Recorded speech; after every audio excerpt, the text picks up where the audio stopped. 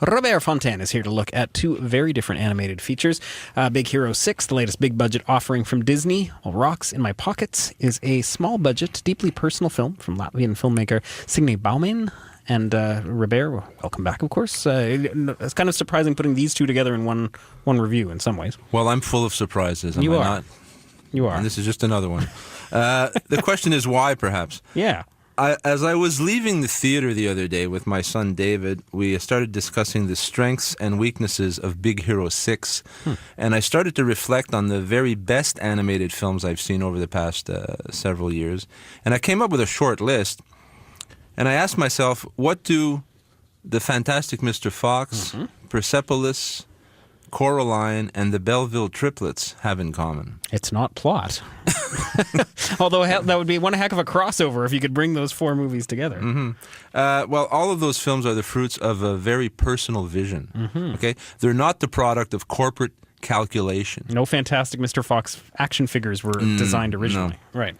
And these movies are not afraid to confront some of the ugly or tragic truths of the human condition, okay? Which is not to say they aren't entertaining. They're wildly entertaining, but they're entertaining because they contain something true that has universal resonance, okay? Big Hero 6 and Rocks in My Pockets are at opposite poles of the animation spectrum, in form and in content, and they represent, I think, some of the best and the worst that's available to audiences today, okay? And we're certainly not talking about two films with a similar budget. No, we're talking about a budget of $165 million against a budget of $286,000. I'll let you guess which one has the $165 million. Disney's doing so well with cutting back with that $286,000 budget. Yeah. Big Hero 6 is a state-of-the-art computer animation, photorealism. Rocks in My Pockets was done by hand by the director, Signe Bauman, which includes 30,000 hand drawings and stop-motion animation using her own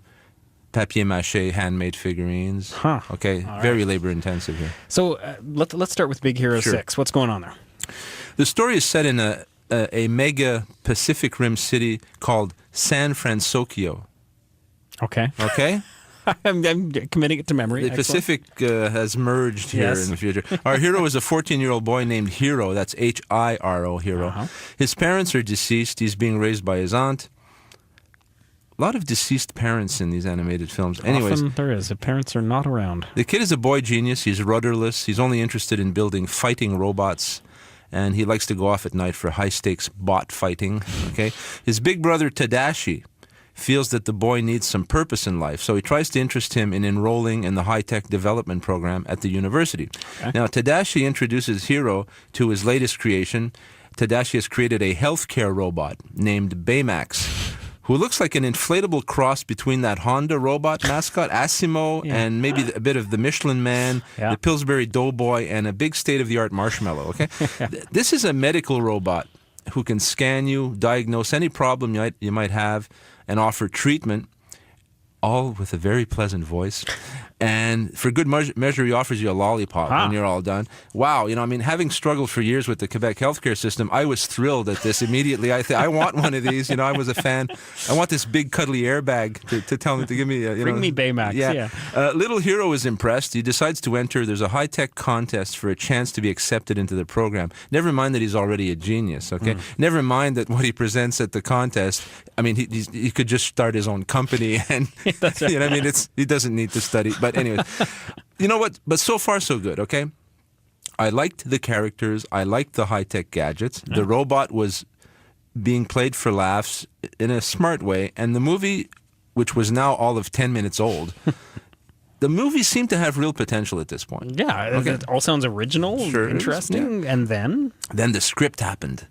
That script. You know what they say, scripts happen. Script happens. Yeah. Well, if you've watched enough B-movies and primetime soaps, you know that when an only modestly talented writer wants to add gravitas, a character either becomes pregnant or dies, or both if he's really a hack. But no pregnancy here, but we get a death. And of course, we get mourning.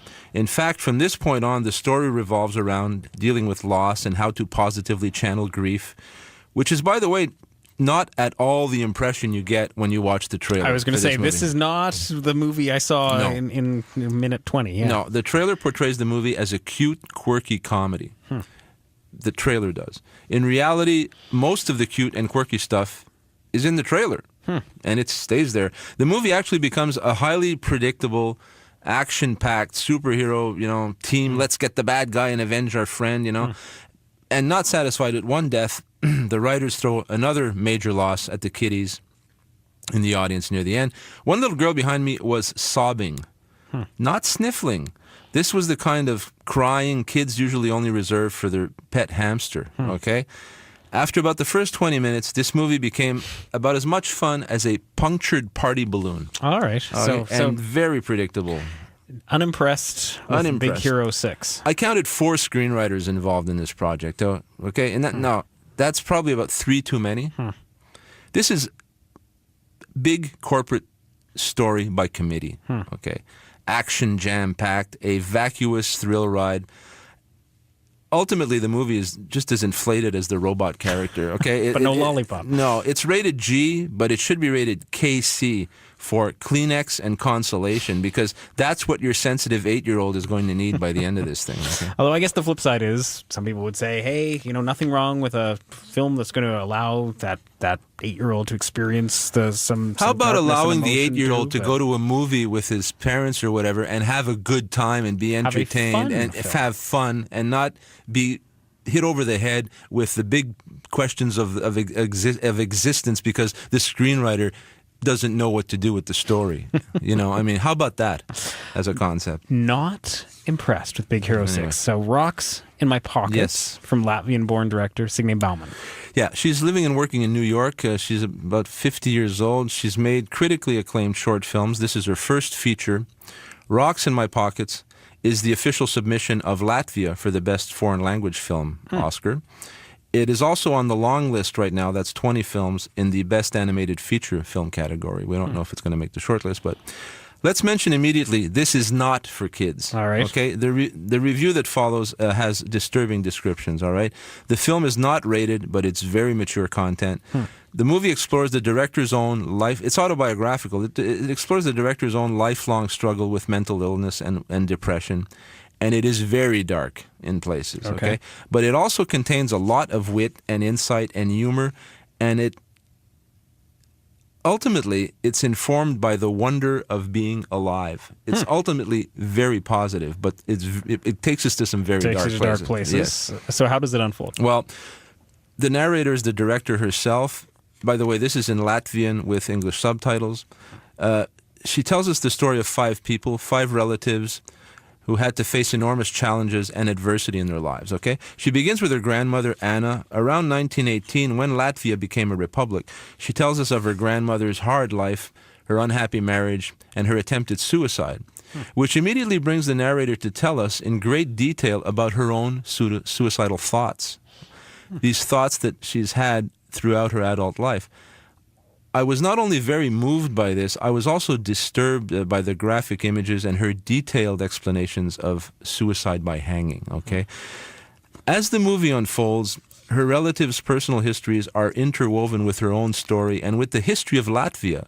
So we get a powerful and often heartbreaking picture of, humanity struggling to survive, and these women particularly struggling to survive and to find a little bit of happiness and a little bit of freedom. So certainly not a simple story. No. There's a lot of complexities going on here. But it's told with very simple, very beautiful techniques. As I mentioned, papier-mâché, stop motion, hand drawings.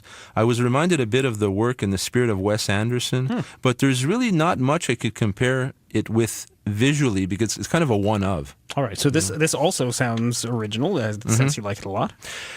It seems to me, Alan, that art attains a kind of universal resonance by delving into the personal. If you can tell a very personal, heartfelt, unflinchingly honest story, you will touch a lot of people because your experiences personally as a human being are shared by a lot of other people. This movie resonates because the filmmaker is fearless, I think, and has a clear vision of the way that world history and personal history inform each other.